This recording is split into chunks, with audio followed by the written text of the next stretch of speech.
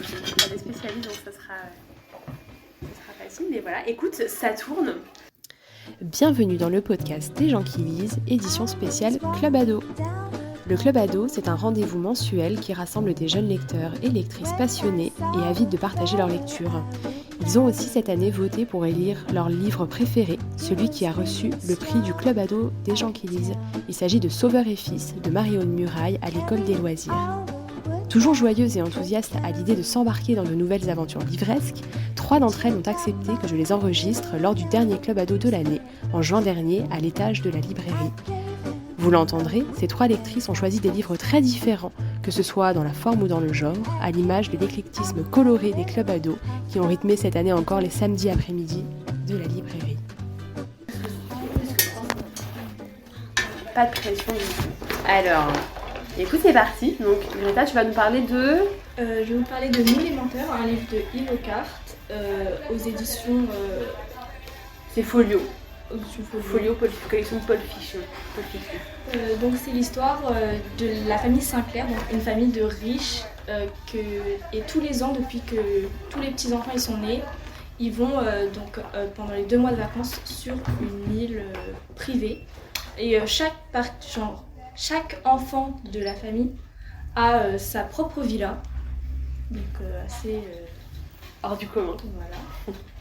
Et du coup là c'est l'histoire de Cadence, donc la première des petites filles qui raconte l'histoire de son point de vue et tout. Et en fait un été il va lui arriver un accident, mais elle sait pas du tout ce qui s'est passé et tout. Et après, l'année suivante, quand elle revient sur l'île, c'est plus pareil, tout le monde agit bizarrement avec elle, ou voilà. Et du coup, elle va essayer de savoir un peu ce qui s'est passé et de renouer un peu les liens qu'elle avait avant, du coup, avec ses cousins. Et du coup, qu'est-ce que t'en as pensé? Pourquoi t'as choisi de parler de ce livre? Parce que vraiment, c'est un livre hyper touchant, je trouve, parce que elle me fait beaucoup de peine, mais j'ai l'impression que personne la comprend. Et du coup, le fait qu'elle raconte, on la comprend. Et c'est frustrant un peu, je trouve, que les autres, ils la comprennent pas. Ils sont en mode ah, t'es obligé de faire ça et tout. Alors que voilà. Et en plus, vu que c'est des personnes riches, et bah, ils pensent des trucs, ils disent des trucs que toi, tu penserais pas ou quoi. Et franchement, je trouve ça super cool. Genre, en plus, c'est hyper cool à lire, c'est pas compliqué ou quoi, c'est très sympa. Ok, c'est super, parce que tu sais qu'il y a la suite qui vient de sortir là, des années après. J'ai vu ça. Bah écoute, ça me paraît parfait. Ouais, c'était très bien. Alors, Enola, de quoi tu vas nous parler? Je vais vous parler de Diabolique, c'est un livre de S.J. Kincaid, des éditions Bayard. Et c'est dans un futur assez lointain. L'humanité a colonisé tout l'univers et est très développée. On a des technologies extraordinaires. Mais après un cataclysme, on ne sait pas trop ce qui s'est passé, mais toutes les connaissances sous forme numérique ont été détruites. Et après ce cataclysme, il y a eu la naissance d'une nouvelle religion selon laquelle les sciences sont bannies et considérées comme des mauvaises choses.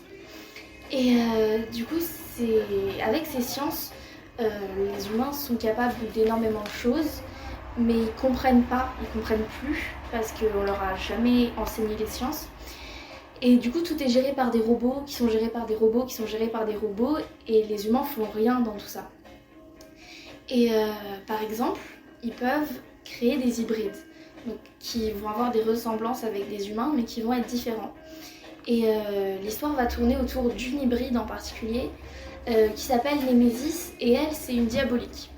Et les diaboliques, ils sont créés pour être super forts, et pour n'aimer qu'une seule personne, et pour vouloir la protéger à tout prix, quitte à tuer des gens et quitte à perdre leur propre vie.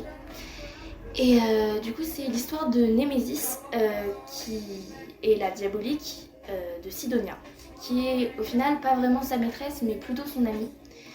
Et un jour, l'empereur, parce que c'est un empire, l'empereur a trop peur des diaboliques, il décide de les interdire à la demande des prêtres de la nouvelle religion.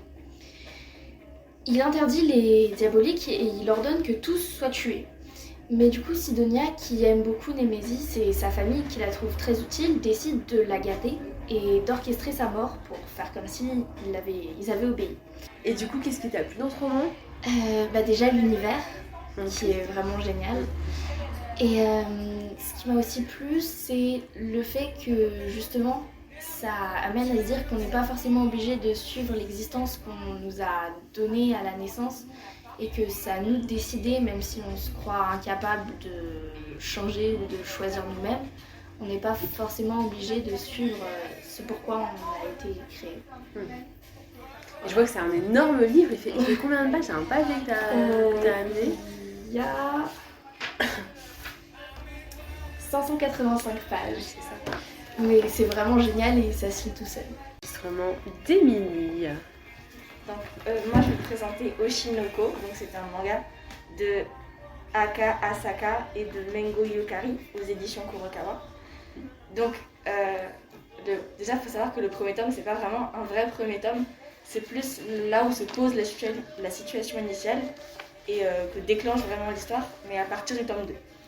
Donc, on suit l'histoire d'un médecin qui, du coup, opère des gens et suit des patients dans un hôpital complètement paumé à la campagne. Et il s'avère qu'il y a quelques années, il avait une patiente qui est décédée d'un cancer. Et en fait, cette patiente était fan d'idoles, donc des superstars japonaises en costume fluo qui dansent et qui chantent. Et donc, du coup, il en est devenu fan aussi, un peu pour tenir la promesse qu'il avait faite à cette petite fille qui s'appelle Sarina. Et un jour, il s'avère qu'il y a une jeune fille qui ressemble beaucoup à son idole préférée, donc Ai, qui débarque dans son hôpital. Et il s'avère qu'elle est enceinte. Et donc cette jeune fille qui lui ressemble beaucoup à l'idole qu'il aime, en fait c'est cette idole-là.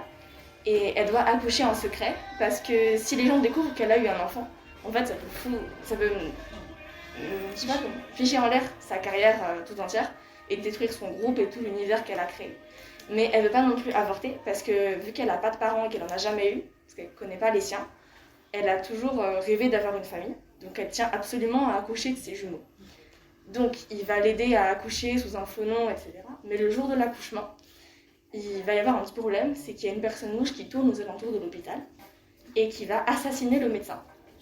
Ça révèle aussi beaucoup la part un peu cachée du monde des idoles qui est en fait extrêmement cruelle. Parce que quand on les voit sur scène, elles sont souriantes, elles sont gentilles, elles parlent toujours de manière du coup très, très agréable. Et alors qu'en fait, elles sont payées moins que le SMIC. Et c'est assez dur. C'est un monde assez dur. Et du coup, est-ce que tu peux nous donner ton avis ? Qu'est-ce que tu as aimé dans ce... Moi, quand je l'ai vu, je me suis dit ça va être un manga très léger, je vais pouvoir le lire, voilà. On suivra juste l'histoire d'une jeune fille qui va suivre sa carrière, etc. Je m'attendais pas du tout à ça. Mais je suis pas du tout déçue parce que vu que ça brise énormément de codes et que c'est pas du tout ça à quoi on s'attend en ouvrant le livre, j'ai été juste agréablement surprise et la surprise a fait que j'ai juste adoré le livre. Enfin, la série qui est pas finie. Merci Émilie. Merci encore à Greta, Enola et Émilie pour leur participation à ce podcast spécial Club Ado et à tous les lecteurs et les lectrices qui ont répondu présents au Club Ado cette année encore. Je vous dis bonnes vacances, bel été, bonne lecture et à la rentrée pour vous découvrir le nouveau visage du Club Ado.